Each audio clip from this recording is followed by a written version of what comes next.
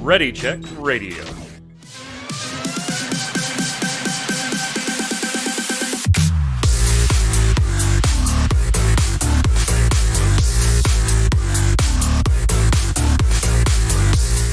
What's up, Internet? It's Thursday. It's 7 p.m. Eastern. That means we're live. Twitch.tv/ReadyCheckRadio. Time for the Relic Grind.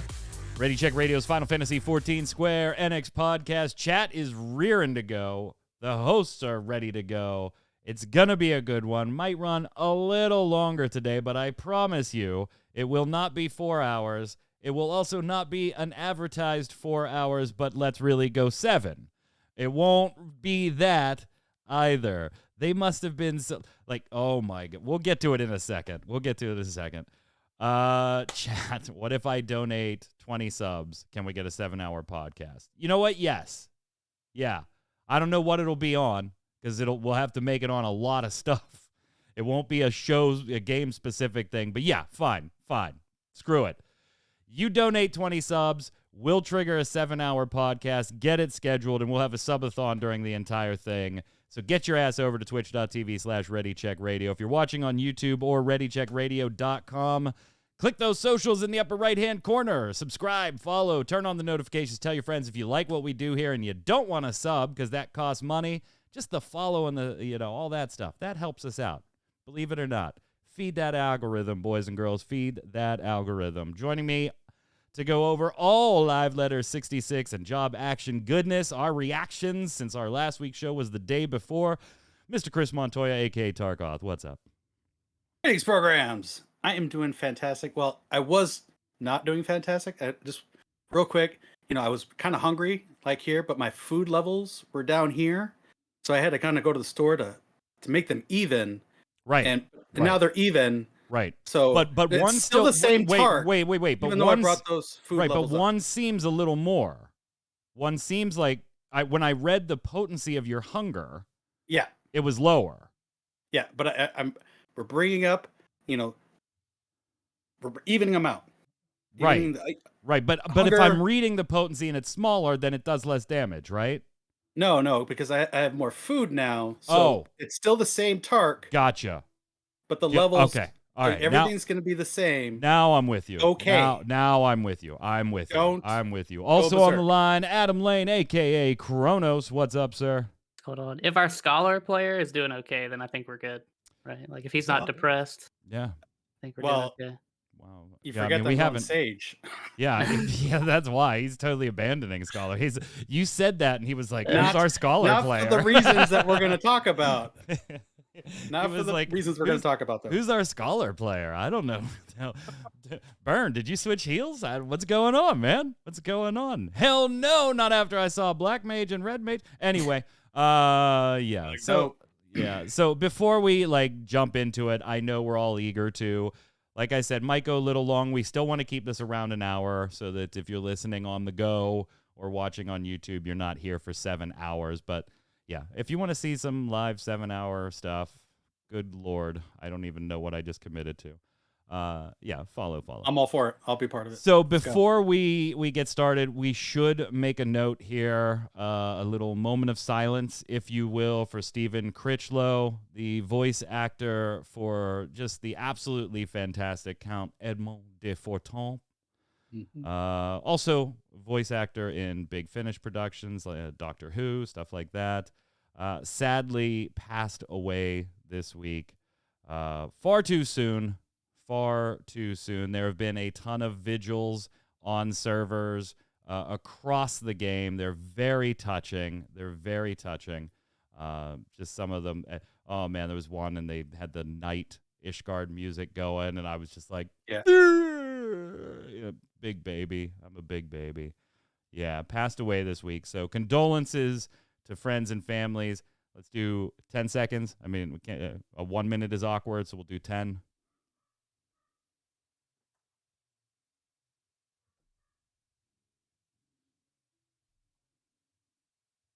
Thank you, everybody. Let's move on and get started with the Live Letter 66. All about job action goodness. And yeah, they advertise. You think we're joking if you didn't see it. You think we're joking. It was originally scheduled to be 4 hours long, which, if you have not watched or viewed or gone through many live letters, is already a long live letter. Yeah. These typically, depending on what they have planned, usually an hour and a half to 3 hours for the longer ones. The longer ones that are like the .1s, right? Stuff like that. Yeah. This was scheduled to be 4 hours, and we knew that it was just going to focus on like combat-related stuff. So this wasn't like a full Endwalker deep dive or anything. I went to bed after Summoner was shown off when they started talking about range DPS stuff. That was 1 o'clock my time in the morning. That was 3 hours, a little over 3 hours into the live letter. When they took their break at about the 2 hour mark, they even said, you know what, we're already like 40 minutes behind schedule. At that point, I was like, shit, we're in for a long one, boys. I woke up the next morning, Kronos, wanted to go back, and I'm like, I probably got an hour, to watch because I cut out at like the 3 hour mark. They were a little behind, so maybe I have like an hour and a half. I pulled the video up, and I was like, 7 hours? Are you kidding me? This has to be, they didn't lop off the front end of the stream being live for like 2 hours with just the title slide up. 8 minutes into the video, the title slide goes away and the beginning goes. I'm like, okay, there's a lot of stuff at the end. I jump to the end and oh my God, it basically ends at the timestamp. This thing went for, that is like 5 in the morning Eastern time before that thing ended, Kronos. Yeah, I think I went to bed sometime around 3:30. So I tried, but then as soon as they started talking about like teleportation fees and some other stuff, I was just like, "Yep, time for bedtime." I'll catch the spark notes when I get back up and read the rest of it and watch it again. Oh God, Lou in chat has now jumped in. If the 7 hour stream thing happens, the subathon happens, he's gonna come over and be on the show too. Oh God, what a mess! What a mess! People better sub. Good grief. Tark, did you catch the whole thing, boss? Did you try? Was my first YouTube stream. I was there for the entire thing. I was exhausted. They looked absolutely drained. Yoshi P looked wrecked before it started. That dude looks tired. He looks so tired. And 6-7 hours. Yeah, by hour, they said it was 3 parts. So the first part wasn't even done till like hour 3.5, 4. So like, Oh my God, this is gonna go on forever. So much information. Now, the fact of that course, the job trailer itself was 20 minutes long was just and that's usually a little longer trailer to begin with. Yeah, they played it twice. They also did have live translations going on, so that extended the time. And I think that being honest, they probably underestimated the amount of time that there would be pauses for translation and things like that. So I'm sure these things will slim up, even the longer, more action-packed ones. I'm sure they'll slim up a little bit, and they maybe won't be as granular about different things. But I say we just go through it, gentlemen. Your overall reaction to the entire live letter, 1 through 10. What do you got, Kronos? Just high-level thoughts. I mean, for me, the job trailer was so good that even though I fell asleep like an hour and a half before it was over, it's still like got to be like a 9 for me. Like the thing is like the more classes we get, the longer these trailers are gonna be. So like the fact that it's 20 minutes, honestly, dude, give me as much information as you want. I know that probably overloads some people, but I love seeing all the tooltips. I like seeing the community like try to translate Japanese on the fly, so I know what the abilities do. Yeah, when you see BattleTech scroll and stuff like that. Yeah, you screenshot it really quick. Yeah, you gotta really watch what Yoshi P hovers over. So I mean, it was really cool, and all the stuff they're doing, minus a couple things, I think is going in the right direction. And most of the stuff looks super badass, especially the stuff we're gonna talk about going forward. I don't want to like waste too much of it now, but I mean, there are some changes that a lot of people are pretty hyped for. So yeah, because we're gonna itemize some stuff. We are not gonna get as granular as the live letter did. There are some things that are just like, hey, this is what they're doing. Cool. All right, next. Tark, overall thoughts 1 through 10, the live letter itself, not the job action trailer specifically or anything, the entire shebang. I probably give it a 9 as well. There was a lot of combat information, and a lot of information just about the future health of the game, which I found intriguing. And they didn't even get into gathering and crafting. That's going to be next live letter. So Yep, that's early November. They're going to hit that. They did kind of bring up 1 or 2 small tidbits. They're in our kind of miscellaneous bits at the end of the show here today, so we will give them to you, but expect a lot more if you are a crafter-gatherer. That's the focus of the live letter on November 5th. It is the 5th, right? Yes, it is the 5th. Yeah. Right. Just wanted to make sure I had my date right. Notice how Mike left out that it's also PvP. He didn't want to mention that. No, it's just crafting and gathering. Somebody tweeted at me that they knew I was heartbroken that there was no PvP in this live letter, and I was crying. No joke aside, no jokes here, by the way, as an aside. The next time, and I let Happy know this, the next time I host something with Happy, I did record me PvPing because I knew he wouldn't believe me because I've like pranked him like 2 or 3 different times on shows.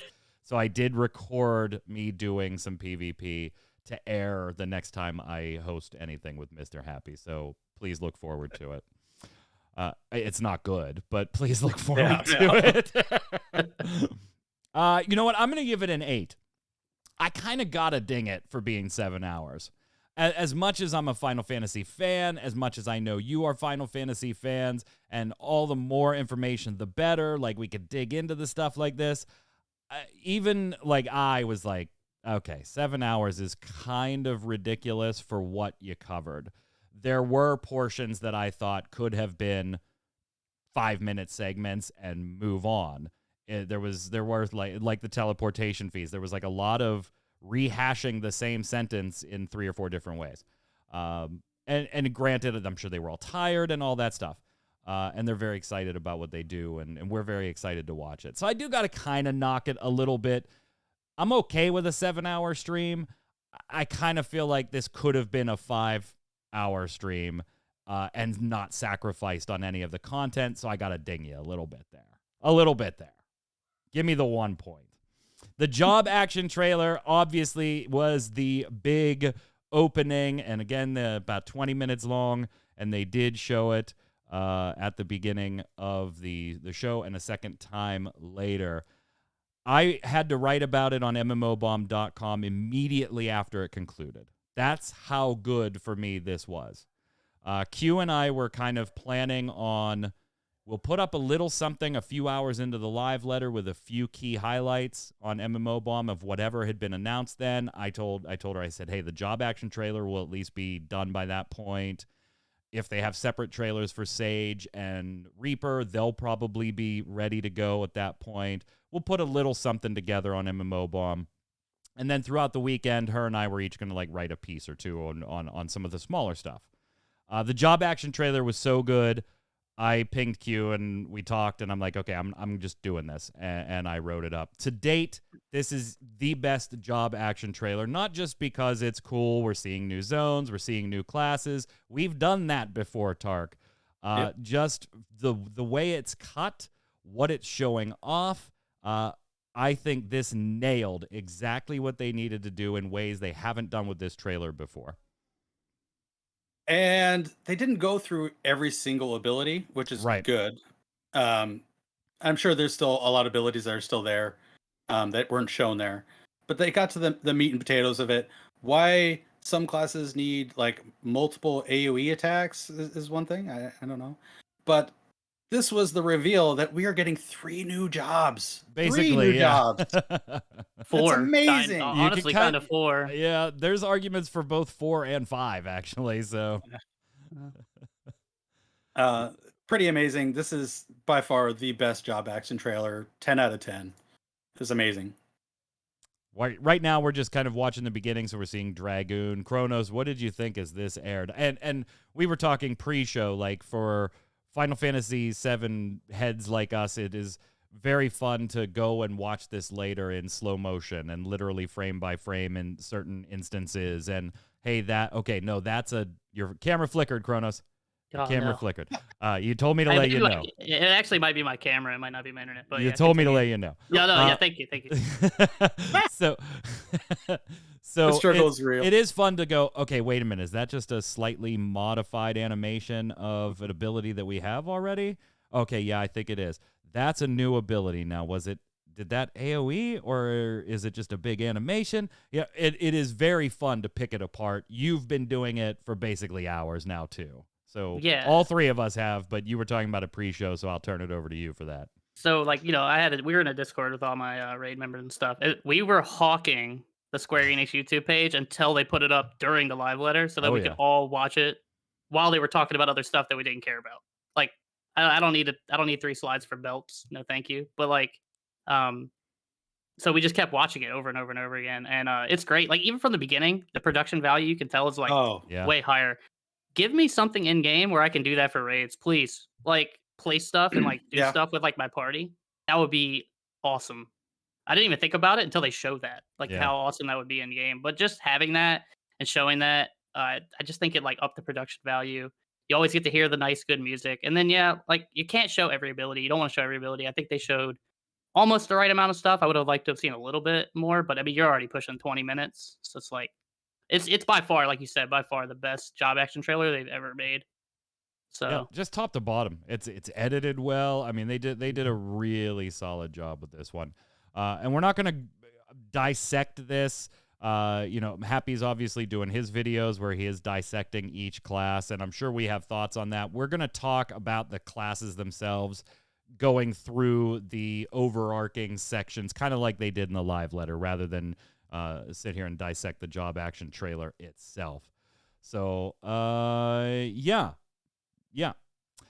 Overall, we saw a few bigger announcements that are global, that are across the board. Love the transition so much. Hope someone extracts all of them. Prismind, yeah, absolutely.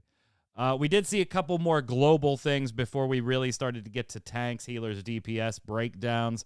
One of the big ones, a lot of abilities, gentlemen, are being pushed to recast timers of 1 or 2 minutes off of the 1.5-minute mark, except fuck my Black Mage and his ley lines. I kind of get it. I get it. With the increase that it puts there, that might make things a little bit too much or a little not enough. So fine, leave it at 1.5 minutes. Hey, if Yoshi P's not happy about it, I can be not happy about it too, so that's fine. But this should generally help with not only rotation timing with getting some new abilities and things like that, but when I was sitting there thinking about it, Kronos, a little bit in the back of my head was, the GCD is not changing. That's fine. This is the recast ability, the recast timer on these things. But even just changing that should start to dip into like the number one complaint you hear of brand new Final Fantasy, and it's just that GCD is just brutal. Everything on the GCD, and I can't fill it until later. I think the recast timer starts to change the game a little bit. They didn't modify the GCD, but I do think this maybe starts to lean this in that kind of, all right, let's speed things up direction. yeah, I'm still worried about lower level stuff because I do still think a lot of the Yeah. stuff that they're changing is post 50. A lot of this stuff is like raid buff stuff, which will be great for like alignment. You have some weird 90-second stuff. I mean, I know ley line's not changing, but there's like a lot of other stuff, like percentage stuff, like battle litany, things like that. They just don't. They only line up like every like the beginning of the fight, and then like not till like 6 minutes into the fight, which kind of feels bad. So now everything that's kind of like that should line up every minute or every 2 minutes, which will be nice. Yeah. For raids. I will be interested to see if it does affect like the leveling stuff, like you're saying. Like it will be nice to hit the buttons faster. Like those kind of buttons will feel a lot better. And you see that change. I know I'm maybe skipping just a little bit. I don't want to go too much into detail with Red Mage, right? How they're changing how fast you get your melee combo and like how much it costs and what manification does. And I do think that that's good for that class, right? Because now you don't have to like get all the way to 80-80 to start doing your like your meat and potatoes, I guess, for lack of a better term. Yeah, Red Mage, and again, Red Mage is like my secondary main, right? For those of you that don't know, Black Mage, Red Mage are almost equal, right up there. Red Mage has always felt like, yes, it's a build, spend class, Yeah. but it felt like build, spend. Nice, sweet. Build, spend. Sweet. Yeah, yeah. So this will definitely help out. Kronos, Tarkoth, what's your take on it? On the global cooldown, or no. The ability recast cooldown, 1 minute, 2 minute. Oh, the OGCDs. I think it's good. I think it's good for the game. They can plan things out for the encounters a little bit better, knowing exactly when things are coming in a more structured format. Again, rip ley lines. Yeah, I'm excited to organize all those things with the, especially with ultimates coming around. That's gonna be sweet. All right, so let's break it down, gents. We'll start with, I keep meaning to just leave the B-roll slide up so that the job action trailer just plays while we're doing this. But I keep cutting to your guys' cameras, not realizing I'm going to start my damn trailer over again. Tanks. We're just going to kind of take it in the order they were giving it. Tanks, number one thing, defensive cooldowns now have a buff based on timing and other abilities you've used. So not just necessarily, hey, I'm going to use my cooldown, my defensive cooldown on L Tank Buster, and that's it. It might be actual beneficial to use that ability at different times that you weren't using it, and Kronos at different times in your rotation, which honestly, I think is pretty badass. I think it's cool in theory. In theory, yeah. We don't know what it is. They were really vague about this, and I'm interested to see, like, because when they first said it, Freycore, not only were they vague, they were not great explanations, and Freycore in chat points that out. They spent so long explaining this, and it was badly explained. Yeah, like when they first said it, I was like, okay, so is every defensive cooldown like emboldened now, where like you hit it and it gets weaker, or something like that, or do you actually get like some kind of beneficial status? Is the things that we see in the trailer, like the upgraded animations, is that related to this?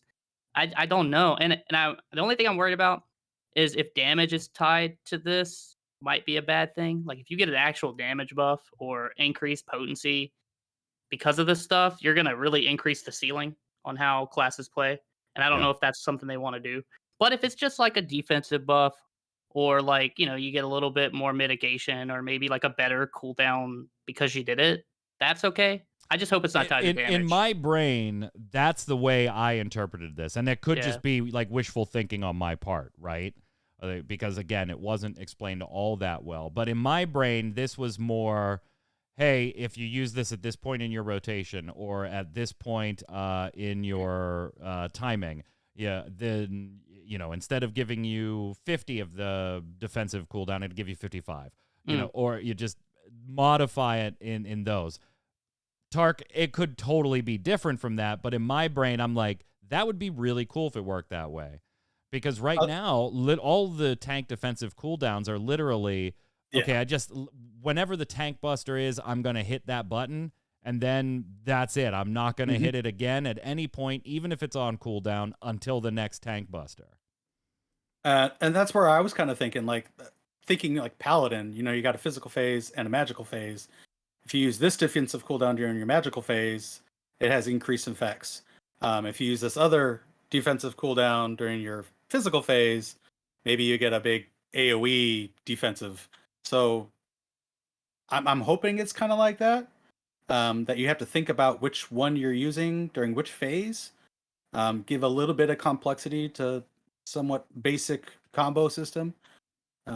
Chris Mine says, I just hope it's more instances of elements of Blackest Night. And maybe that's part of what comes in. You got Frey out and you use Blackest Night, that becomes an AoE. Who knows? I mean, we'll see. But they really didn't give us much information other than, hey, this will be a thing. More details, please? Tanks also grabbed, and melee DPS grabbed, the ability to no longer have combos broken by using ranged attacks like Tomahawk. This is a tank change, but also a melee DPS change. So basically, you don't have a reset of your potency because you had to back yourself out of, near to boss AoE stuff and then charge back in Tark. So this, I think, is just a welcome change across the board.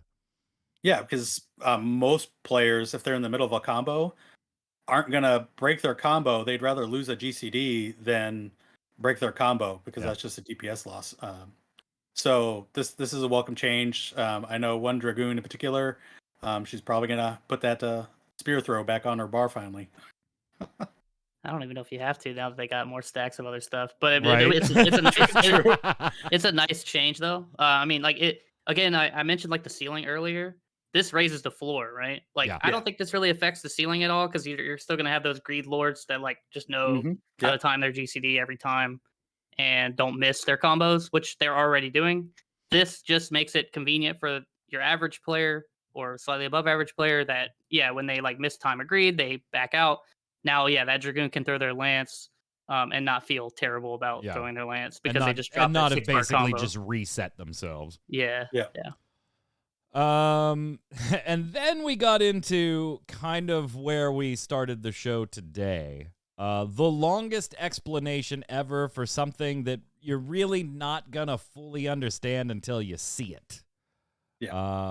And that is the fact that they took a moment to talk about potency, particularly when it comes to physical versus magic abilities. And there was a lot of this going on as Tark explained his hunger at the beginning of the show. And they tried to explain that, hey, the calculation in the background is trying to keep the two on par with each other. But due to the way things work, potencies on some physical abilities in particular may look lower. But because of the way they're meant to be used in conjunction with buffs and things like that, the ability texts might have lower potency, but your overall output, if you're playing in at least moderately ideal circumstances, you don't have to be top tier or anything, but in at least moderately normal circumstances, the overall output will be higher and on par between physical and magical. And I think Tark, as much as they tried to like go into some minor detail with this, unless you're seeing, hey, look at this ability for a Dragoon. Its current potency is this. Its new potency is going to be this. You look and you think that that's a lower number, and it is. But let's show you the rotation now and what you're going to be doing in Endwalker, and you can see that the output is relatively the same, if not increased. Without those types of examples, it's just it's a vague concept to try to hammer home. I do have a feeling that this is one we're going to get a lot more in-depth analysis off of people from the media tour coming up when the embargo on that drops on the 13th. And this is something I tried to bring up during my live stream is that, this is the perfect time to do it. This is one of the things I was talking about, health of the game. They're doing this stat squish. They're seeing this imbalance in the stats with the physical DPS. Now's the time to fix that. So it's all math on the back end. They're fixing it. Yes, things will look different.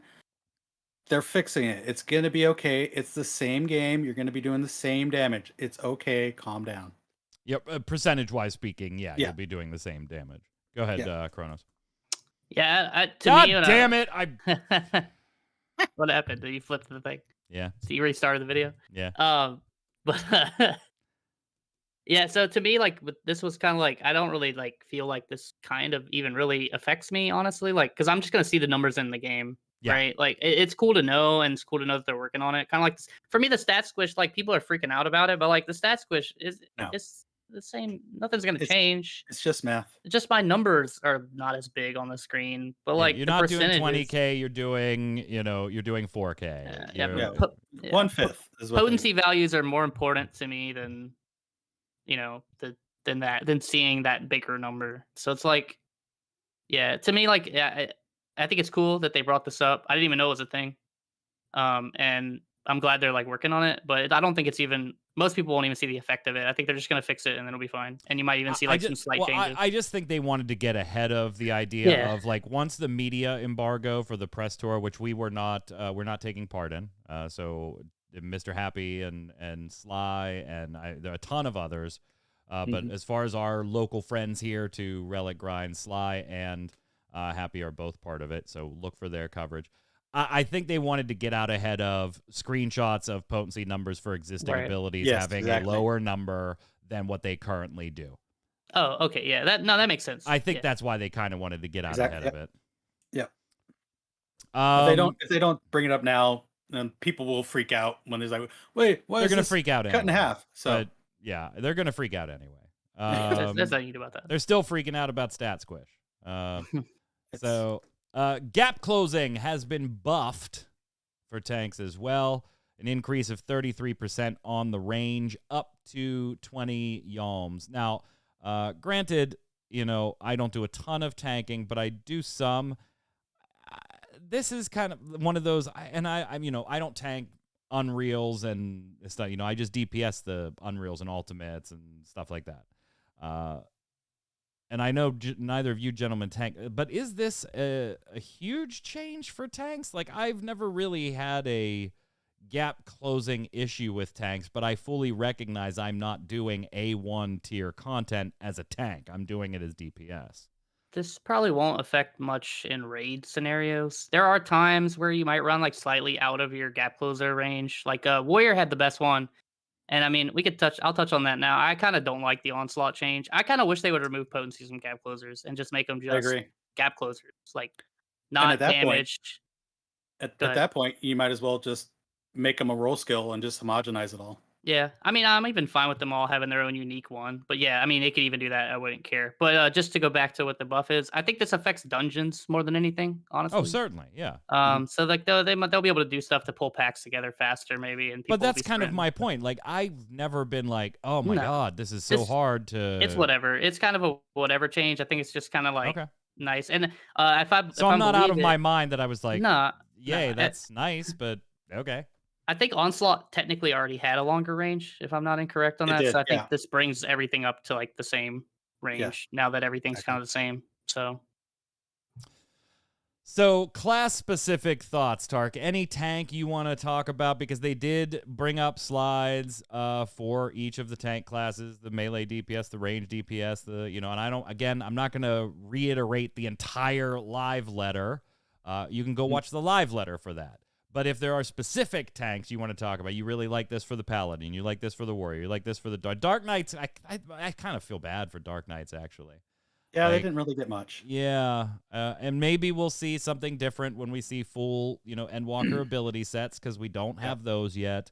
But I kind of feel like Dark Knight was maybe left out, in the cold a little bit when it comes to the tanks. What about you, Tark?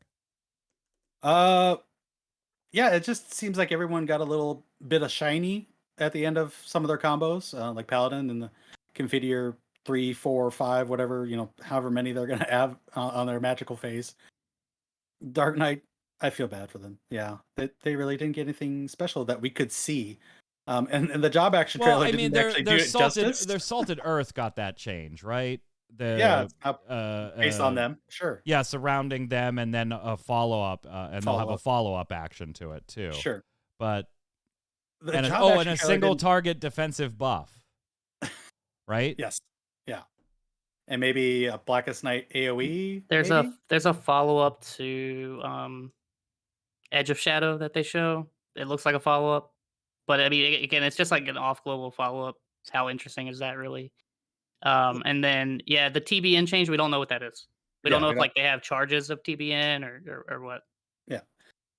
I just think that for Dark Knight, the job action trailer didn't do really much justice because Frey was doing its abilities, and you're trying to decipher, did Frey do that, or was that from the main character? It was all muddled. They try to like line it up to make it look cool, and really it It just did. confuses you. Like, Gunbreaker's got Savage Claw and Wicked Talon replaced. It's right? on one button now. Yeah, it's on one Yep. button. One button. Which is it's fine. I think they're Yeah. just trying to like not create So many button bloat. buttons. Yeah, and they got a third Button bullet. breaker. Like, theirs is pretty cool. I'm probably excited to play them. But I mean, you can't really. I don't know if you could top Paladin though. I feel like Paladin kind of the unlimited blade works or whatever the hell you want to call Yeah. that crap. That was It's pretty cool. I'm interested to see crazy. how it affects their rotation because now that they're adding like 3 extra GCDs, and some people have said that that last sword drop looks like it applies a dot. So The third we'll see. cartridge for the Gunbreakers too. A Yeah, that's cool. That's cool. that adds the Yep. third cartridge. That's nice. Yep.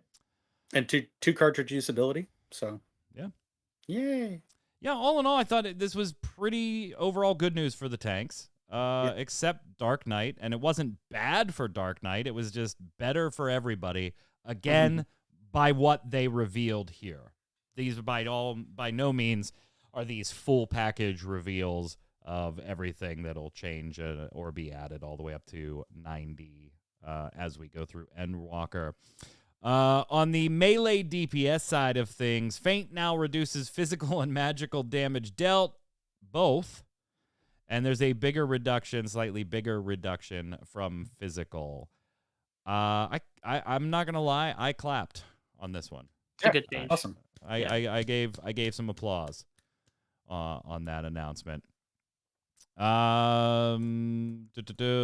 already mentioned that the with the tanks, the ranged or the melee DPS also get the ranged ability not breaking your combo as well. So I think here that was really it. We can just jump straight to the classes. I know we're going to spend a little bit of time on Reaper itself because this was the first time we got to see some things. So let's take the other ones first. Let's talk about the other melee DPSs first. You mentioned Dragoons already, Tarkoth. Monks, I don't know. My son sent me a meme that somebody had said, you know what? Playing Monk as a main in Final Fantasy XIV is like getting a Christmas present every expansion, except sometimes the Christmas present, when you open it up, it's a bomb. So, like, I don't know. I know monks, might be feeling good about some things, not others. Then samurais, ninjas. Which ones do you want to talk about first, Kronos? I guess I'll go with samurai just because it's Go for mostly it. the same. It's mostly the same, right? Another change across the board actually that I just remembered that's on here. So all your AOE combos that apply, or all your AOE combos that apply buffs or refresh buffs, will now also apply buffs. So that affects samurai and dragoon and warrior. Those are like the big ones. So that's a really nice change for samurai. But I think you didn't really want to touch this job. This job was already like really good, and I think a lot of samurai players I talked to, they really like the class. So I think they just made because you got Mekio and Tsubame are now have charges, so they'll probably get rid of Hagakure, but I don't know for sure. But that'll make it a lot cleaner, and then who knows how to do that new EI Jutsu, but it looks badass. It does look awesome. Amazing. Yes. He does it with no sin. So I don't know how. We've been trying to like rack our brains on how you do it. Maybe it's like you have didn't to say anything burn on the Tsubame. gauge. Oh, they also Yeah. got a new AoE combo too, to get a third sin. Yeah. So I'm wondering what the purpose of that is, since they're already only doing 10 Kogoken anyways. Maybe it's more damage. I don't know. But yeah, I think overall you wanted to not really touch this class much because it's already so good, I feel. They just put a cherry on the top is what it was. And it's a very pretty cherry. Yeah, and Monk, they did go a little more into depth on Monk than any of the others, and I think that's kind of Tark because they were like hot on the heels of the most recent Monk changes, right? In the 5 dot series. So they'd already changed a bunch for this class, and now they're kind of, the way I looked at it was like they were putting the finishing touches on these changes, on those overall changes, because this really didn't feel huge, but it did certainly change some things for monks. Yeah, it was a continuation of the stuff they did in Shadowbringers. So now they get like the Masterful Blitz system. Yes. Yeah, perfect. Yeah, something like that. Masterful Blitz. Yeah, so they're Saban. They're Saban now. Yeah, except they don't have suplex, at least as far as we know yet. They do not have as far as we know yet. Yeah, I'm pretty sure we've seen all the blitzes except for one, and I have a funny idea that it's just Tornado Kick because it's not it wasn't on his bar. I'm thinking the last blitz is Tornado Kick. I do like the shoulder tackle change. I was gonna say I do like the shoulder tackles replaced. Yeah, the instant transmission. Yep. Yes. It's pretty cool. Yeah. And what, up to 3 charges on that? It's 3. It's like it's just like on Avant. Yeah. I'm excited to play Monk. Honestly, I think it changes a lot now that PB is like every 40 seconds. You're just doing it and you're building the blitzes, and then I mean, Rising. That's definitely Rising Phoenix, right? Pretty Yeah. sure. Oh yeah. Probably, yeah, Yeah. probably. The thing I felt with monks was like they did go into a little more detail. Nothing looked like horribly big and flashy and brand new and sexy, but it Mhm. looked like a more solid, end cap to the changes that they've already made. It does. I think my monk is like level 40 or something like that. I was just like, okay, whatever, yeah. I do want to give monk a whirl. Ninja, I mean Shadowfang being removed. There Ninja, I just felt like they were trying to streamline a little bit. Because Sure. Ninja, I think they were already worried about that being a little challenging to play, Tark. Yeah, with the mudras, I myself have problems making sure that I get that balance in and woven in, consistently. Losing Shadowfang, it seemed like that's the one ability I would always forget about. Like, oh yeah, I have a dot. I need to apply that. It didn't feel like part of the kit. It was just an extra thing to do. So I understand that that's going away. Um, yeah, I'm not sure what else is going on with Ninja though. Some flashy abilities though. Justin in chat saying the monk trailer made me want to try it. I'm not gonna lie, it made me Oh want to yeah, try it too. maybe. It looked like there was just much better opportunities during burst phases, even if you weren't necessarily the 100% best in the world at playing it. Then, of course, I mean, let's just get right down to it, right? Reaper is what everybody wanted to see when we started talking about melee DPS. And we got to see in the job action trailer the Reaper using their scythe, using their avatar on different attacks simultaneously, the avatar possessing the player to use stronger abilities. They'll have buffs that they can apply to their party. They got their own tool set to get, advantages.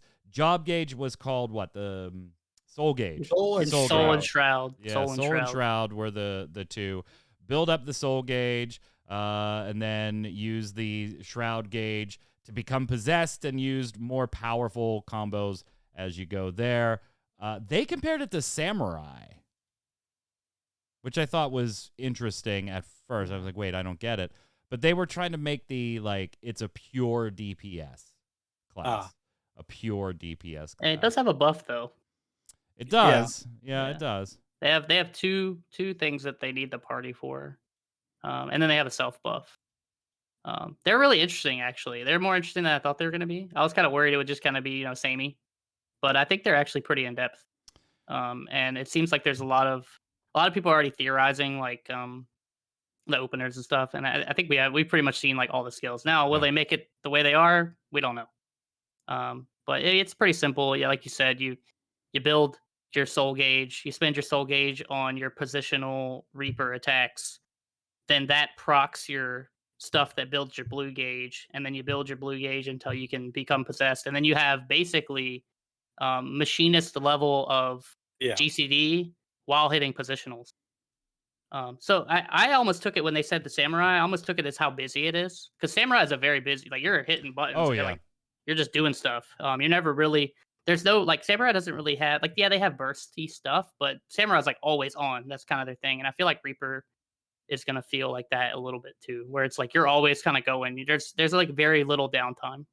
Their job gauge here looks badass. I love it. Yeah, it's badass. Yeah, It is their good. skills look sweet too. I do like finally having scythes in the game, Tark. I still think Dark Knights should have had No, the scythes. I'm not calm gonna yourself let it down. go. I'm not gonna ever let it go. Ugh, Not gonna ever let it go. cry me a river. I will. I will. It's my show. I'll do what the hell I want. When we have the 7-hour stream, you can cry then. There we go. Plenty of time for it. Plenty of time for tears. Then we went on to ranged DPS. We talked about they broke it up physical and magical. So we had bards, machinists, and dancers by themselves. And then as much as these are interesting, I don't personally have anything to say about the three of these because they it felt like they didn't have much to say about these. They spent longer on teleportation fees and belts. Than the entirety they rolled of the range. right through the physical range DPS class. They just really went right through them. Really just named some, hey, like this name is changing. This ability isn't here. You're going to have a new follow-up. Bards, you'll have something after Apex Arrow. We're not going to tell you what the follow-up action is. Machinist, you'll have the chainsaw. Machinist is pretty much unchanged. Yeah. They just They have theirs chainsaw. is like just added ability, almost like Samurai, right? Where they're just building on top, directly and on top. Dancers, you're going to get some more follow-up actions too, but we're not telling you Mhm. what those are. And that was like it. They were like, okay, we're done with physical range DPS. I'm I feel like- surprised. Go I ahead. feel like for Bard, that they're maybe trying to hedge it more towards a little more support. Get it out of that weird middle zone. I don't know if you felt that with what they were I discussing. think because so if you watch the job action trailer with Mhm. Bard, they obviously changed a fair amount. You have the songs are now extended. There's like 3 seals. You spin the seals on some kind of buff. We don't know if that's party or self or if their songs even affect themselves still. Like I mean, well not still because they don't now, but it'd be a nice change. So like I thought they were gonna like go into Bard when they like went through it really fast. Like okay, he's gonna play Bard, obviously, right? Nope. No, Yeah. he Nope. just like kept going through. So it almost makes me feel like they haven't finalized what Bard does yet. Probably They're- not. So like maybe they're still trying to fine tune stuff, and that's why they kind of cut Bard a little short, which feels bad. Because like I don't think Bard's in the same boat as like Dark Knight, and we'll talk about Scholar in a second, where people are Oh. kind of down on it. Because I do Sad think face. Bard is obviously getting some changes. We just don't know what they are. Yeah. So Just no details. yeah. Nope. But we did get details on the magical range DPS side. Oh, boy. One class in particular. So let me just say a little piece about Black Mage and then we can move on because Black Mage looked freaking fantastic. Yep. Yes, Black Mage looked absolutely. the way I described it in the MMOBomb.com post I put up was very Shantoto-y. Yeah. It did seem very Shantoto-y for you Final Fantasy XI fans. Enochian's now a trait. Good. Good. Yeah, you know, it doesn't make me sad. It's you know something I don't have to worry about now. It's automatically applied now if you have Astral Fire or Umbral Ice. And then they said, hey, sometimes if you do things right, when you go back and forth from Astral Fire to Umbral Ice, you'll actually get some new actions. And we could see in the job trailer, right above the Umbral Hearts in the job gauge, there was like a mixed fire ice diamond that was there that showed up. And then upon a cast of a spell that rocked the target with fire and then splashed it with ice in the same cast, that icon went away. So we get to see one of the abilities, but now we're seeing the elements coming together. They also changed with Fire 2 and Blizz 2. Yeah, I think so he mentioned like the translation thing. I'm pretty sure we're just gonna get him as Fire 5 and Blizzard 5. But in Probably. Japan, because that doesn't exist, they don't have like because you know, like in the traditional games, they end at like Faraja. Yeah. So they're already there. So I think that's why they're changing it to like High Fira 2 High or Fira. High Fira. Yep. But I think we're just gonna get it as Fire 5, Blizzard 5. But I'm glad they're making use of those skills because they are pointless right now. Sharpcast, we're getting 2 charges too. So yeah, I am just through the moon happy about Black Mage. I would have liked Scathe, a useful Scathe. Could I get a useful Scathe? I didn't. Well, at least not in this, but you know, one can dream. One can dream. That's how you move around, so do DPS, right? Yeah, No, Kronos. you do not use. You do not use. You do not you hit don't. that button. You hold triple cast. You stare Yeah. at it while it's off cooldown, and then you Yup. move. Yeah. Or you wait for a proc. Kronos, you had already mentioned Red Mage, so I won't take up all the thunder there. I'll let Yeah. you finish that one off because Red Mage looks a lot. I already enjoy Red Mage. It looks faster. It looks more engaging. It looks more entertaining. I can't wait. I already like it, and I think it's just going to get better here too. It looks badass. It really does. But yeah, go ahead, Tark. Sweet. No. So I think the Red Mage changes are just good. So like I knew they were probably gonna get a Scorch follow up. They got that. It looks really sweet though. The fact that like Verholy and that are gonna be AoE now, so now they don't really have to like their AoE stuff's gonna be a lot better in dungeons. So Moulinet looks like it gives you charges. There's still some things in there I don't know exactly what's going on, but the fact that your melee combo is 50-50, like I said, and now manification, you don't have to double your mana anymore. It just gives you 50-50. So you're just going straight into your melee combo. you're just gonna be in melee range. I mean, they did reduce the amount of white and black mana you get from spells, so it won't be the same, but you will be doing more melee combos, which will be nice. And also, why are they getting a defensive buff? They already raised like no tomorrow, For and now shell. like that was another thing we were joking about. Like you spend like 5 seconds on the range DPS, and that's like literally the only reason you bring them to a party right now is that buff and your extra 1% that you get, which is nice. But like now you can just bring red mage, Yeah. Mhm. and you're just Yep. like, cool. I guess I got that too. So yeah, I think Red Mage is gonna be like a super good prog class, at least at first glance. We'll see though. Who knows? But it looked cool. Summoner is new class number 3 for Endwalker behind Yes, Reaper it is. and Sage, and they spent quite a bit of time on summoners. First off, yeah, your dots, yeah, you don't do that anymore. Bye-bye. Yeah, that's just legitimately. I'm not telling you to take it off your hotbars. I am telling you that you don't do dots anymore. Like you are not a dot class anymore. That's pretty extensive just an overall overhaul of the entire thing. Damage over time dots, those are gone. Your summons are being changed to actually be Ifrit, Garuda, and Titan rather than like that little thing, So good. that represented them. So good. And that augments your abilities by which one you have cast. I'm going to say summoners. It was my subheadline in the article was, oh, by the way, summoners are actually summoners now, Tark. It's still not the way I would want it, but I come from Final Fantasy XI where summoners literally had one-on-one battles with every summon to beat them, to be able to summon, and then could summon every single one. But this is a huge step in the right direction for me. Like the number summoner gear is selling like hotcakes right now on the market boards, like absolute gangbusters. You can make a fortune if you sell summoner gear right now, Tark. This is exactly what I wanted. I wanted the summons to be summons, to be integral to the core of the gameplay, and it is now. The fact that you have abilities that take on the traits of what you just summoned, icing on the cake. The whole theme of this job has been totally redone. It's exactly where I wanted it to be. It's amazing. Love it. They were very careful though. They were like, you're not actually summoning Ifrit, Chrono. Yes, you are. Because that would be bad the way we've built our lore if you just walked around summoning primals. So say what you want. They're there. They're representations They're casting of Hellfire. Ifrit. They're representations of Garuda. It's Aerial Blast. That's Earth and Fury. It's them. I'm gonna feel bad turning my effects off now with summoners in my party, honestly, because they're so cool. No, it's a great change. My only thing is like, why is Carbuncle still there? He looks so sad and out of place. My son said the same thing. Like Like- he mains a summoner, and I said, "Oh man, you're basically getting a new class." He didn't watch it, so he watched it the next day. And Torchwood comes back, and he's like, "I don't like it," and I'm like, "What? What is wrong with you?"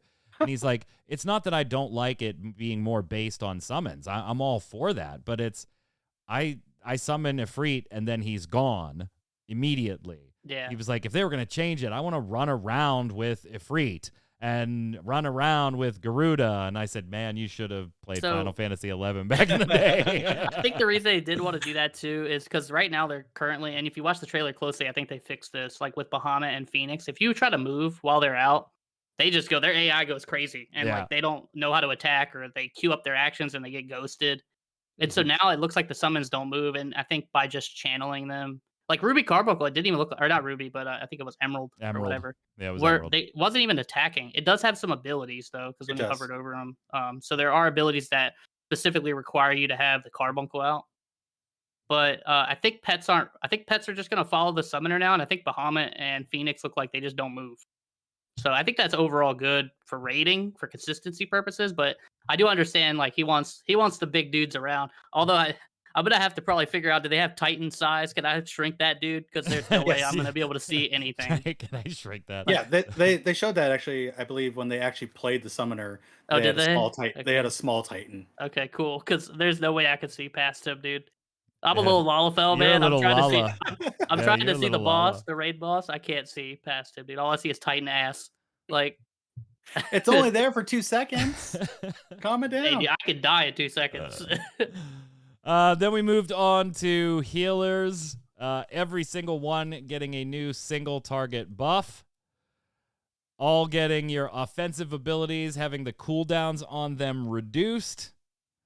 Having your limit break range increased by 50, increased to 50 yalms. And all the other healers that aren't white mages, you're getting an AoE debilitating effect to kind of help you compete with white mages wholly. So pretty nice changes across the board. I will defer to you two healers. Skip Sage, but whatever you want to say about the global changes and individual class changes, speak now or forever hold your peace, Tark. Skip Sage, like I said. We'll get to Skip that. Sage. I like the change of the DPS to, what is it, 1.5 seconds?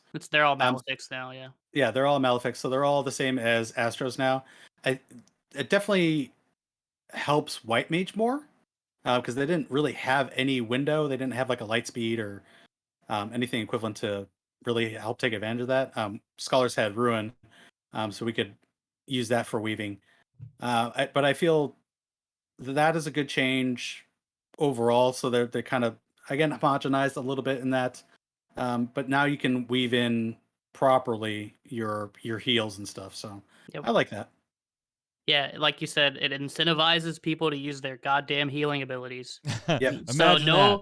no more excuses for glare mages not healing. Like you have to Mhm. use your especially now Benison has 2 charges and stuff. Like please use your Benison, please use your Tetra. They're not emergency buttons. Just use them, man. And now that you can actually weave without clipping your glares, that's gonna feel really good. The only thing, lilies are gonna have to change because right now lilies are really your movement tool while you heal because you don't want to clip and it's your tool for weaving. So I feel like those are going to come off the GCD, but maybe I'm wrong. Um, Other than that, like I think yeah, like having a 1.5 broil, that's going to feel really good on Scholar. Astro already have it. Astro feels like a very different class. I was caught off guard by that, Yeah. honestly, because Astro is in such a good place. Maybe not. Some people don't like the way it plays, but it's like the best healer. Like, and it feels pretty good when you pull it off. But I guess they just didn't like having all the damage tied to cards, and so now Div doesn't even require seals. You have some new attack, I guess, that you like consume seals to do. They They're went also back getting to the Buff buffing, yeah. similar to like a size on yeah, White Mage. Yeah. They're getting a healing and offensive thing together yeah. too. It's interesting. I don't even know. Like, I still have a lot of questions about Astro, so I think the media tour will probably clear some stuff up because I thought they would show that a little bit more too, and they just showed the stuff and they're like, okay, moving on. Like, And then one more thing overall, we have this split between barrier and pure healer. I'm not seeing really much of a difference between the two. I don't know if you feel I that think way. yeah, I think it's really just in the AoE heals because it seems like Yeah. the shield healers have access to a couple regions, and the Mhm. region healers have access to a couple shields. So there's no hard fast. Yeah. They made it So seem like it was going to be a hard fast line, and there is a lot of mingling we'll going see. on. Maybe the potencies. Well, like we don't know, Yeah, right? maybe There's still a lot of that's where things, it's gonna. and maybe damage and raids will be to the point where like shields will be kind of pseudo required at least for a little while until they get kind of overgeared. I don't know. But yeah, you're not wrong. Like it doesn't really feel like because like I mean we'll get into it in a second, but read some of those sage abilities, man. Like Yeah, they seem pretty good. We'll see though. a lot of raw healing that I'm seeing there. Yeah, Yeah. just a bit. Just a bit. We speaking of the devil, here you go. Here is the Sage's job gauge, which we Hello, got to my new see. job. Yes, yeah, Tark's already got it memorized. We also, just like Reaper or like Summoner, we saw them play this one a little bit. There was a gameplay summary and demonstration segment on here. Sage will be able to attack and heal specific party members at the same time. So a little interesting there. They're going to use a resource called Cardia, not Cardio. Not going to be doing your cardio. You're going to be using your Cardia. That's going to be their heals and buffs for offensive magic and everything. Tark, it's your baby. I'll let you go first. Go ahead.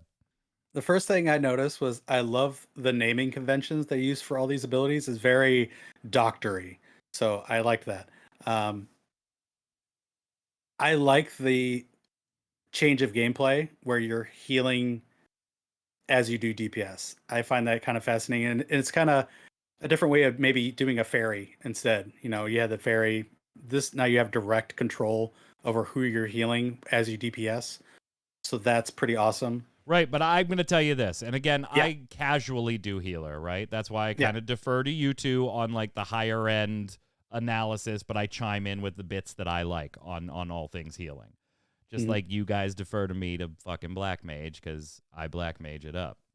But I'm going to say, I watched the Sage stuff. I agree with what you're talking about. I thought it was compelling on, okay, look, you can do damage in this. And I was like, don't you dare tell me you can't make a necromancer and have it be a healer now.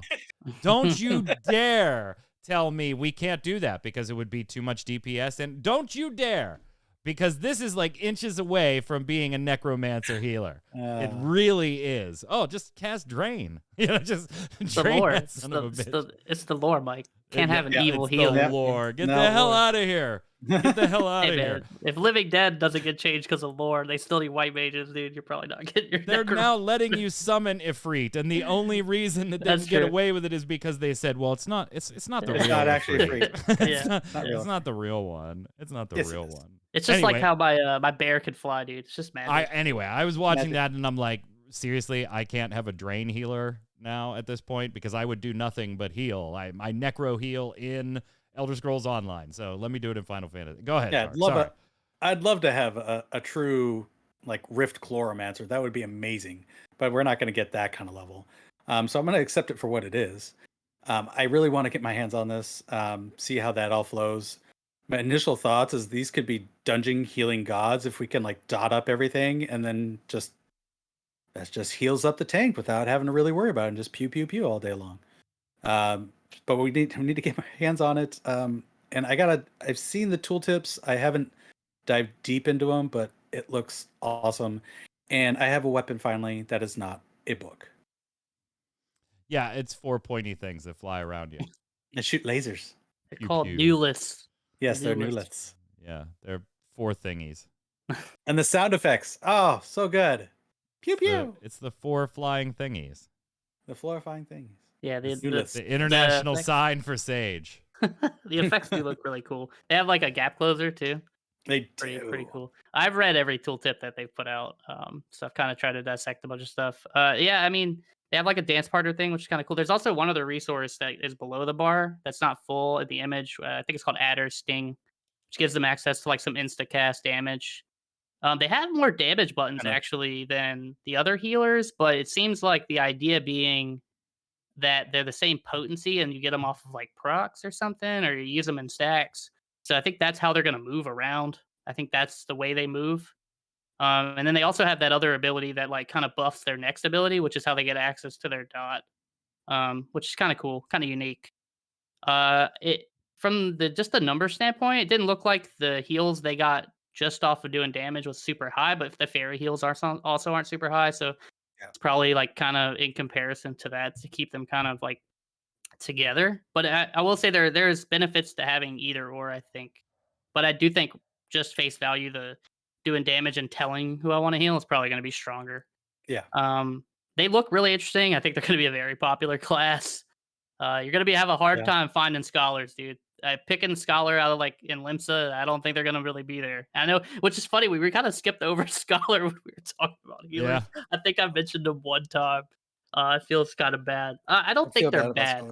I don't think they're a bad class. They just didn't get any good shiny stuff. No, and honestly, White Mage didn't really either outside of like the one little flower totem thing they put on the ground. Right, but they were already in a position where the other healers were being like brought up to White Mage. They were like samurai. They're don't touch the class. Add a little shiny cherry onto the top. How about we just make the other classes on par with this one here? Yeah, I like again. Scholar might end up being like potency wise very very strong. We don't know, but it just feels bad that like their one flashy skill is kind of just a meme. Like this The point. biggest is the sprint buff and it being tied to a defensive cooldown. Yeah. Like, you're not gonna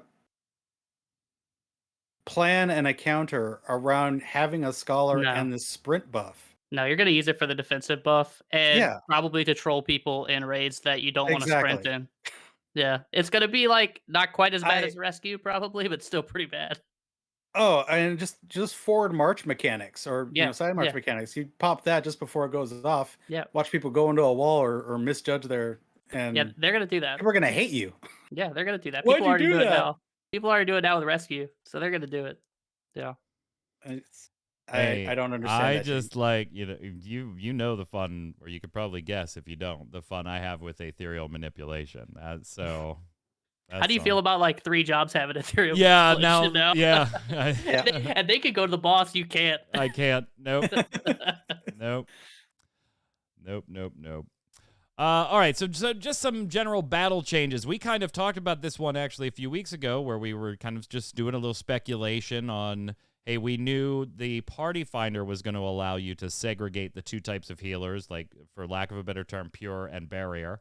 So we did get details here that Savage Raid Finder and the Party Finder tools will get the 2 healer category options. The regular Duty Finder, as we expected, will not segregate into those types when it's queuing up. A healer is a healer. Get your 4, get your 8, go do your content. Yep. But Savage Raid Finder, Party Finder will have that. They are changing the duty reward drops as well. So this breaks down with trials that have weapon drops.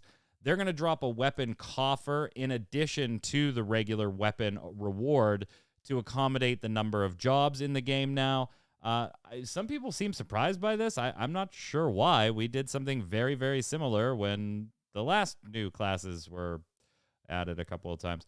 This also applies to the 4th tier of high-end raids released in Heavensward. So that's Coils of Bahamut Savage, Alexander Savage, all that stuff. High-end raids released through Stormblood will now drop gear and accessories in coffers instead of direct equipment drops. Coils, Savage, excluding accessories, Alexander Savage, and Omega Savage. So this was just, okay. Yep. Makes sense. Make the loot system uniform across the board. Yeah. The one thing I just want to see finally, for those that are glam hunting, why can't we have the 50, 60, 70, 80 dungeons drop a piece of loot that you could use? That's the one thing we're missing. But maybe next time. Yeah, you mean like the free loot after you beat the dungeon? Like with the leveling. Yeah. It's not like we are going to actually use it. I mean, it's a good catch-up mechanic. You healers got to like this one, right? Party members cast target is now shown in the party list. That's Yes, got delete to help every with raise that macro. with the raise, 4 right? raise, yes. That's 4 raise. Yes, delete every raise specifically macro you have. I don't want to see them anymore. I don't need to know that you're my dad and get up off the ground. Just get rid of them, please. As soon as that was like, well, yeah, that's for raise. That's what that's for. That's it. Yeah. Also, it can make fun of people too when they're attacking the wrong target. So health there's bars that. display for characters even when they are downed by default now. If you don't know, that's actually been in the UI for a while. You can turn it on, but now it'll be on by default. Unreal Trials, if you've been enjoying those are now suspended or going to be suspended until 6.1. While they rebalance for the 90 level cap. I think that kind of makes sense and will probably be the standard from here on out. Expansion launch, the Unreals go away, they come back in the .1. That kind of makes sense. Yep. As Kronos said, I really don't care about belts leaving, but if you do, there is a whole post that went up on the Lodestone this week. And for those of you that haven't bothered to read any of this stuff, your speed belt is being replaced by a speed ring. Please stop asking. Please stop asking. They thought of it. Like, oh, we got to fix that. Stop asking. They did talk about the stat squish a little bit too. And actually, it's the first time we've gotten percentages, if you want to say that, on what this is going to look like. The current estimate is that level 80 stats will shrink to 1/5 of their current levels. So that's where my math earlier on if an ability deals 20k now, it will deal 4k. in the stat squish. But percentage-wise of the boss's health or your target's health, that will still be 8%, whether it was 20K or 4K. So there you go. We get a little bit of a peek into the math. That's the current estimate. Of course, just like everything in the live letter, right? Nothing is final. All of this could change, and we could just be talking about, right out our assholes on this. Who knows? And they're going to give us... Go Sorry, ahead. they're also going to give us a special echo buff for undersized if it needs a little bit of tweaking. So yeah, they're thinking of that as well. So that's good. Yep, that's actually the next thing in the show notes. Enhanced echo for undersized. Almost fooled me into thinking you were reading the show notes. You almost fooled me into thinking you were reading the show notes. This was interesting though. This is the first time I've heard this, gentlemen. XP being downscaled, that makes sense. Yeah. But not an impact to the time to level. We're just talking more percentages here. But this piece was, maybe I missed it, and you guys can correct me, but I don't think I saw this anywhere until this. Dungeon XP from regular mobs, as you go through the dungeon, will no longer give you XP anymore. That XP reward is being shifted to the corresponding boss that happens in that segment of the dungeon. So you don't get XP from trash in dungeons anymore.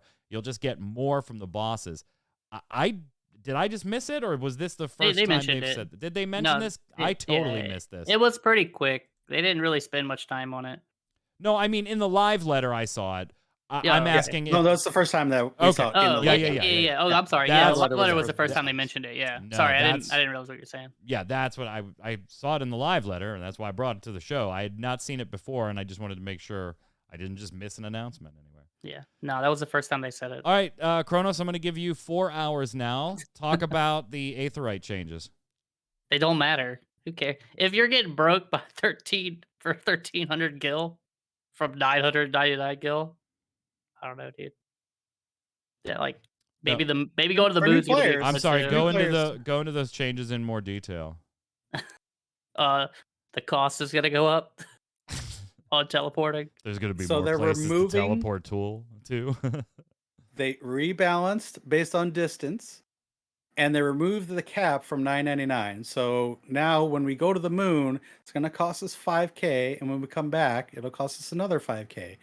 So, as I've been telling people, set your Aetheryte points appropriately. If you're going from Limsa to Gugane, put a favorite spot there. Cut that in half. Put your free spot somewhere. Put your return. Plan your stuff accordingly. Especially for new players, it'll be very important because you won't have a lot of gil like, the 23 million I have or however much you guys have. I mean, it's really easy to make 5K. But yeah, I mean, definitely set your home point, take advantage of your free point if you care much about like that. But yeah, I mean, I don't know. I don't really feel like I do much in game, and I'm sitting on like 90 million gil. So tell me a little bit about Aetheryte travel changes. They're going up. I explained it all. We're done. We still have 2 hours to kill, so go through it again. Well, let's talk about belts. Go back to the belts. But why? But why are we doing that? Belts. But why are we doing it? Well, we have to maintain the Aetherites, and it needs gil. So that data center changes are being pushed back past 6.0. If you didn't see this coming, I don't know what to tell you at this point. Yeah. As the server has just continued to get beat up and beat up and beat up, if you didn't see the data center changes were getting pushed back, I don't know what to tell you. We did get crafting, just a snippet here, and this was more. I think they brought this up more for inventory than for crafting, right? Yeah, health of the game issues. Yeah, high quality drops are going to be removed. So like mob drops and gathering drops, the HQ versions of those are going to be removed. There's still high quality gear, but the drops, those are going away to help clean inventory. They're going to give any abilities that have a HQ. Would you stop? What the fuck are you doing in the show notes? I'm not doing anything. It's Tarkov. He's like jumping around. I'm highlighting things. Highlighting shit. I'm like, are you having a seizure? What are you doing? Do I need to call an ambulance for my friend here? Does it look like I am? High quality gathering bonus abilities. Those are going to be retooled into normal bonuses.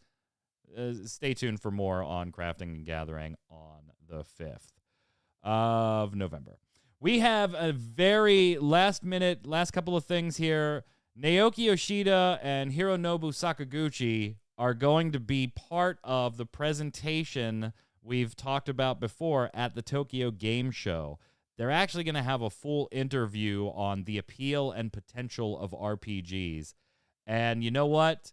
Sakaguchi-san was not coy. He was like, hey, I'm going to be talking to him. It's going to be simulcast in English and Chinese. And by the way, yeah, I'm asking about Final Fantasy XVI. It's like, yeah, I'm gonna ask him about 16. So do you think like this was the way that Yoshi P was kind of like, Square wants 16 at Tokyo Game Show. I am not ready to bring something to Tokyo Game Show yet. I don't want to bring anything.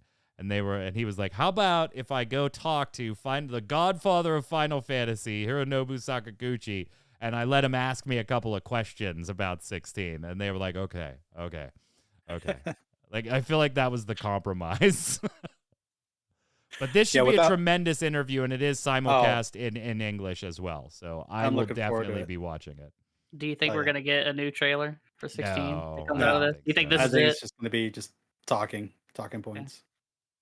It'd be cool. But, man, could you imagine? I mean, these are two legends in the Final Fantasy world.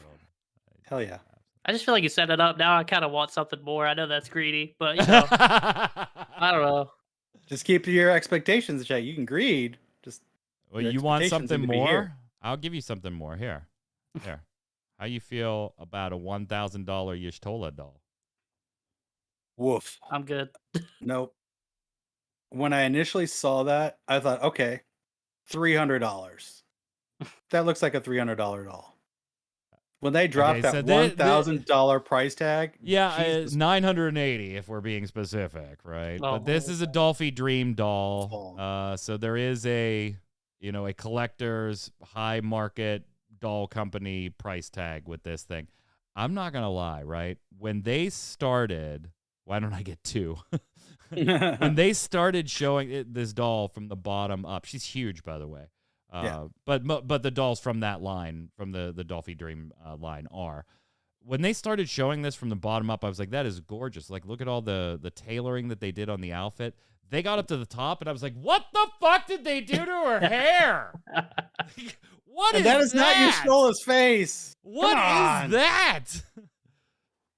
I don't know what they did to the hair. The doll, besides the hair, for me, I think it looks absolutely gorgeous. I think that is her face, but it would look more her face if the hair were a little more on point. What I found fascinating is that people buy these dolls more for the clothing. Oh, They'll yeah. take the clothing off 100%. I'm like, wow. Yeah, 100%. This line is known for. That is not $1,000 dress. It's already up for pre-order in the North American and Europe Square Enix stores. You have until November 21st to get your order in. Most of them are this expensive, so it's not like they're going for a premium to milk Final Fantasy XIV fans. No, if you're a fan of this line of dolls, you're getting milked already. It doesn't matter what character they make it. Last up, we already mentioned the media tour embargo lifts on the 13th. We know Sly and Happy and a lot of our friends are going to be there, so support their content. Of course, we'll be bringing it in bite-sized bits and full versions of the Relic Grind on Ready Check Radio and on our YouTube channel. And Kronos, I'm going to turn it over to you because I didn't get a chance to watch this before the show. There were a couple items in the Nintendo Direct you wanted to talk about. Yeah, so they just announced a few things. So there's the Chocobo GP, I think is what it's called. It's pretty much just, I guess, like spiritual successor to like the old PS1 racing game. Looks a lot like Mario Kart. I mean, it was kind of like that before, but it seems to be leading a little bit more. It looks fun. I'll probably get it. They announced you're buying it. Shut up. Okay, yeah, I'm gonna buy it. Big baby, you're buying it. I'm buying it too. I gotta at least pretend to myself that I might not buy it. Okay. All right, give me a break. Project Triangle got a release date, March 4th, I believe, of next year, which is pretty cool. Still called Project Triangle.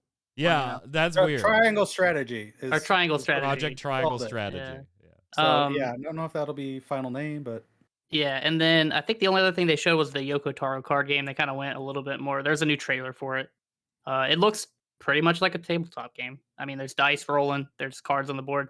You're moving like a game piece, like a physical game piece. So Yeah, we're going to get it. And I mean, we got the new table set up. If you didn't check out the stream on Monday of this week, please do, particularly if you like Final Fantasy TCG. We did some close-up magic. We did some FFTCG deck tech talk. So the new table is completely constructed. The overhead camera shots and the lighting are all up. We tested all the tech. It worked wonderfully. The picture was beautiful.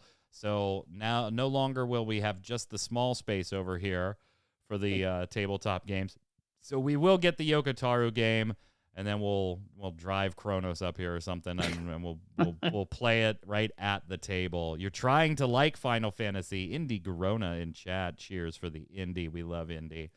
Yes, Hopefully Blizzard gets its shit together so that we can go ahead and do Snowbound again one of these days. Still on hiatus because Blizzard can't get its shit together. Gentlemen, let's slide over and do Love It or Leave It.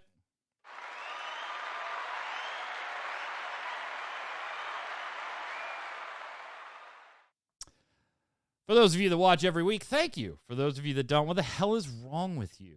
Love It or Leave It is the segment we end every show with, and this is where I give you something Square Enix related. Could be a game, could be a system, could be a feature, could be a press release, could be anything that I think is even tangentially related to Square Enix. And I ask you, do you love it and you want more of it, or do you want to leave it and throw it aside? And you know what? It's been a long show, gentlemen. I appreciate you sticking around, almost an hour and a half on this show. I appreciate Faye, who's going to stream after the show, being willing to give us a little time. Though she knows by now that the live letter shows always go a little long, so much appreciated. And all of our volunteers behind the scenes at Ready Check Radio, we love you all. So I'm going to keep it nice and easy, gents. Let's wrap this up and get out of here. Love it or leave it, the Job Actions trailer, Kronos. love it. Yeah, you can just move on. Tark. I feel like I've already said it. Yeah. I might have to say leave it. I only watched it 5 times. I mean, come on. No, Only I love 5. it. That was the best one so far. I know I'm not at your level. I'm gonna of love it 20 too. times. Yeah, I'm sure everybody is shocked by this. Best one. Love it. You mean you don't want to talk about Blizzard changing women into bowls of fruit? Ironically, Justin, we did talk about that in a brief Blizzard update 2 weeks ago on Gaming Gumbo. It's right at the top of the show. And I also talked about it on Always Online, the replacement to the free-to-play cast on mmobomb.com. If you're not doing anything tomorrow, that's twitch.tv/mmobomb 1 p.m. We will be doing Always Online.